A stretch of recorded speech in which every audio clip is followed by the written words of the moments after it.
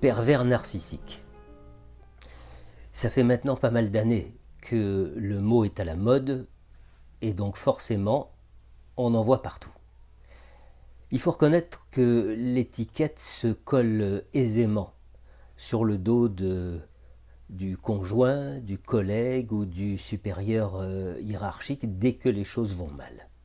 Or, il me semble que si on parle beaucoup de cette entité, c'est la plupart du temps sans vraiment la connaître.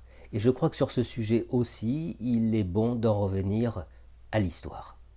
À l'histoire et donc à Racamier.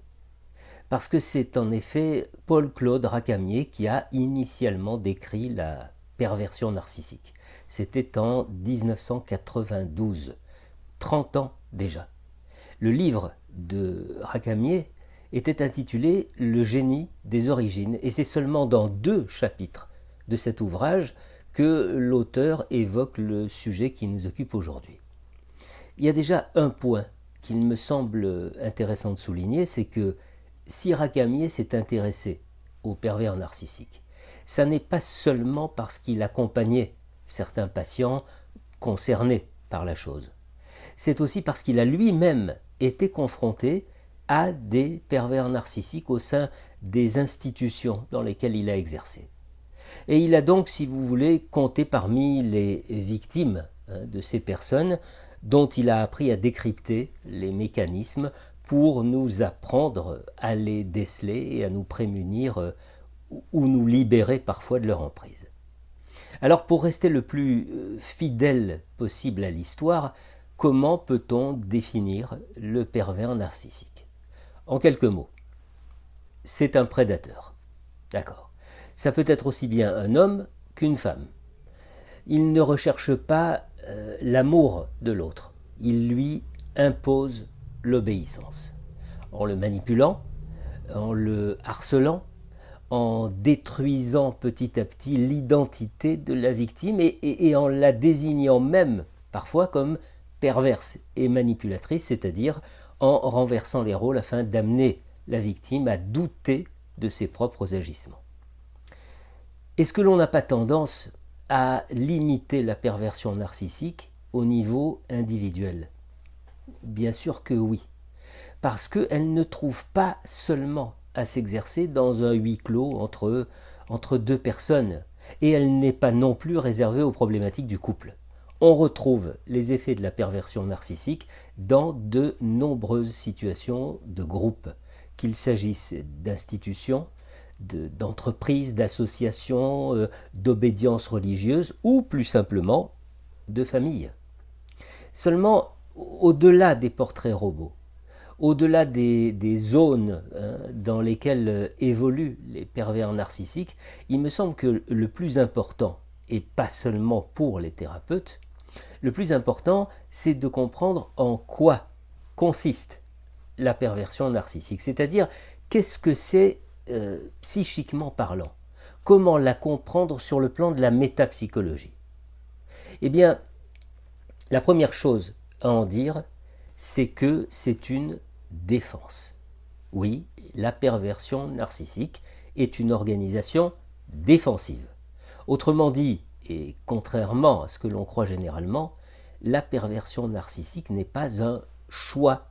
Ça n'est pas la conséquence d'un choix qui conduirait par exemple un individu à se lever un matin et à se dire « je suis le plus grand, le plus beau, le plus fort, je vais écraser tout le monde, tenir l'autre dans ma main et en faire mon jouet ». Non, la perversion narcissique répond à un besoin de l'individu.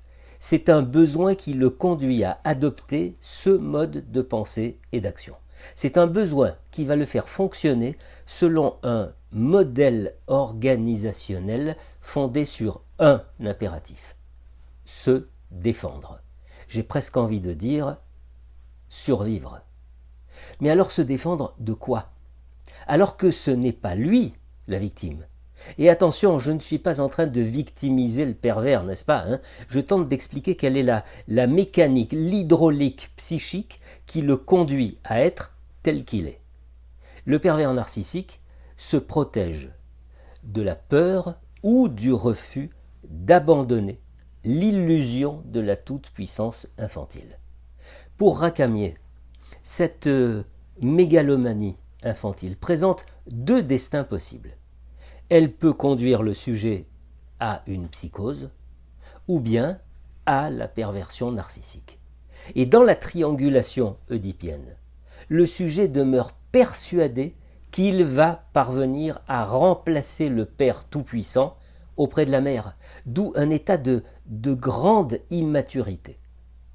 On comprend aisément la persistance de cette illusion, parce que évidemment, elle évite au sujet de vivre l'impuissance liée au constat oedipien, et elle refuse l'arrivée d'un surmoi qui ferait apparaître une conscience morale. C'est donc, on peut le dire, une situation très confortable, puisqu'elle ne génère aucune culpabilité. Elle dénie la reconnaissance de l'autre en tant que sujet, et elle empêche un quelconque jugement sur les actes commis envers autrui de parvenir à la conscience. Le pervers narcissique ne doit strictement rien à personne puisqu'il est au-dessus de tous. Et qui plus est, il faut noter la persistance d'un auto-érotisme puisqu'il n'y a pas d'objet à investir narcissiquement. Le pervers narcissique fonctionne sur un stade antérieur à celui des investissements sur des objets externes. Il est ainsi profondément marqué par le stade anal, caractérisé par le fait de retenir ou d'expulser. Cette mégalomanie, il faut bien la nommer ainsi, d'où vient-elle? Pourquoi persiste-t-elle? Quand un tel sujet s'abandonne à l'analyse, et disons-le clairement, c'est extrêmement rare, on verra tout à l'heure pour quelles raisons ça peut l'être, eh bien, il met à jour les meurtrissures dont il a été l'objet de la part de parents eux-mêmes pathologiquement narcissiques, et qui l'ont en quelque sorte disqualifié, amoindri, presque annulé. Alors s'installe une dépression narcissique, c'est-à-dire un état de détresse profond qui fait ressentir au sujet une impuissance insupportable. Il lui est impossible de faire le deuil de sa toute-puissance. Il lui est impossible de supporter l'humiliation de n'être pas adulé par tous et toutes. Alors le calcul est simple, il est vital. Pour ne pas être détruit, il doit détruire l'autre. Pour ne pas s'effondrer, il faut que ce soit l'autre qui s'effondre. Ce qui explique le renversement systématique des rôles de victime et de bourreau. Le pervers narcissique est toujours victime de celui ou celle qu'il désigne comme le bourreau. Aux jeunes praticiens qui n'auraient pas encore l'expérience du travail avec des sujets relevant de la perversion narcissique, je voudrais dire quelques petites choses. Premièrement, nous recevons les victimes et très très rarement les bourreaux.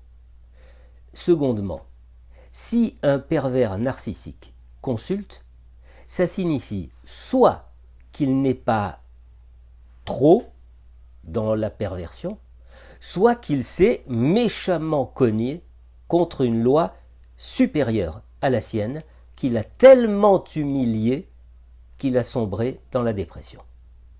Et troisièmement, ne cherchez surtout pas derrière cette organisation défensive une quelconque problématique sexuelle. C'est une fausse piste.